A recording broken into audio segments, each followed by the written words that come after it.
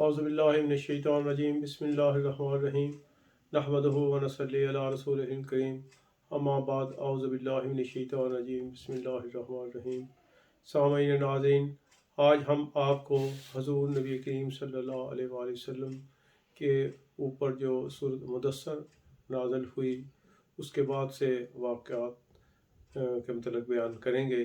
اللہ تعالیٰ آپ کو اور ہم کو عمل کی توفیق عطا فرمائے اور حضور نبی کریم صلی اللہ علیہ وآلہ وسلم کی محبت نصیب فرمائے، آمین ثم آمین۔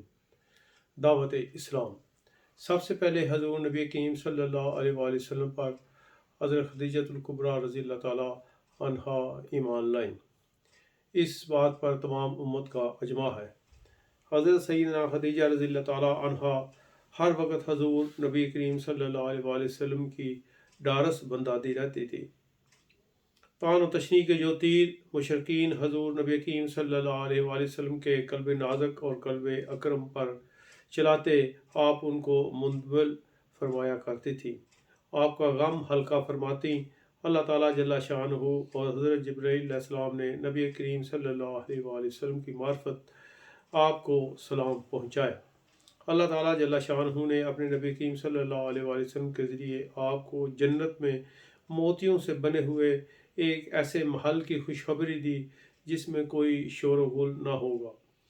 آپ نے اللہ تعالیٰ عرض کی کہ اللہ تعالیٰ خود سلام ہے، پس جبرائیل علیہ السلام پر سلام ہو، اور یا رسول اللہ صلی اللہ علیہ وآلہ وسلم آپ پر بھی سلام اور اللہ تعالیٰ جل شانہ کی رحمتیں نازل ہوں۔ کتنا پیارا، کتنا خوبصورت اور دانش مندانہ جواب ہے۔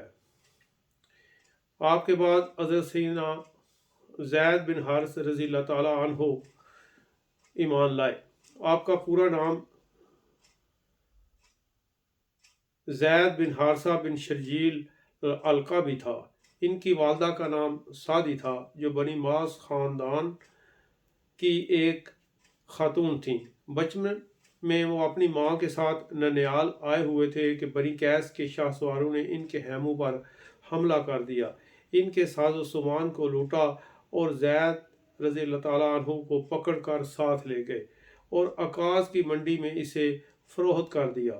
حکیم بن حزام، جو حضرت خدیجہ الکبریٰ رضی اللہ تعالیٰ عنہ کے بھتیجے تھے، نے 400 درم کے عوض ان کو خرید لیا اور انہیں اپنی پھوپھی صاحبہ حضرت خدیجہ الکبریٰ رضی اللہ تعالیٰ عنہا کو پیش کیا۔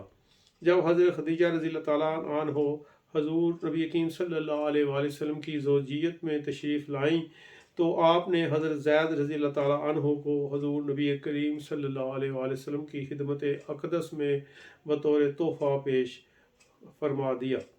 آپ صلی اللہ علیہ وآلہ وسلم نے فوراً حضرت زید رضی اللہ تعالیٰ عنہ کو آزاد فرما دیا اور بچوں کی طرح آپ کی ساتھ محبت اور پیار سے پیش آتے رہے۔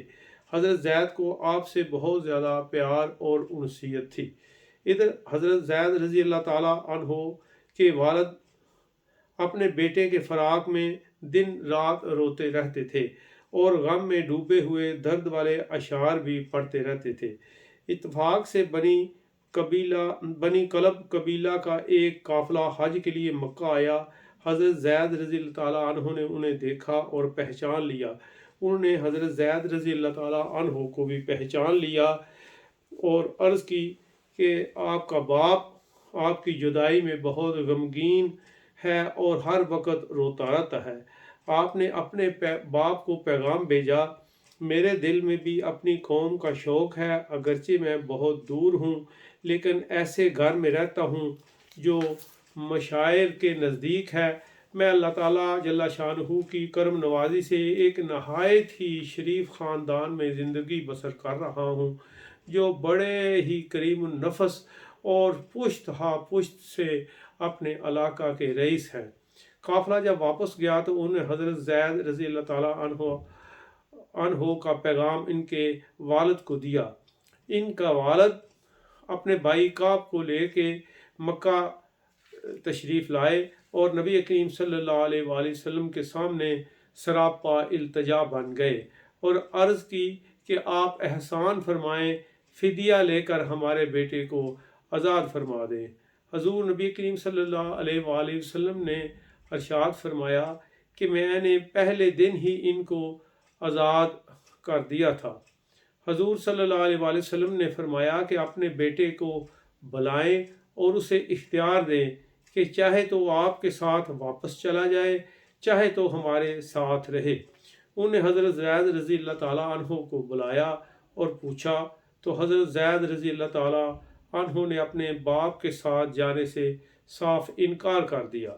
ان کا باپ اور چچا حضرت زید رضی اللہ تعالیٰ عنہ کے اس فیصلہ سے سخت حیران رہ گئے اور انہوں نے کہا، اے زید، تو آزادی پر غلامی کو اور اپنے ماں باپ پر ان کو پسند کر رہا ہے؟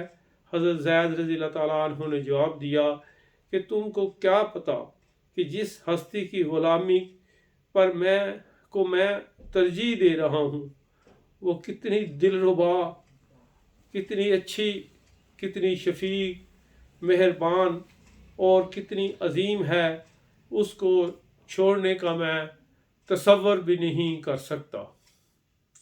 وآخر دعوانا الحمدللہ رب العالمین۔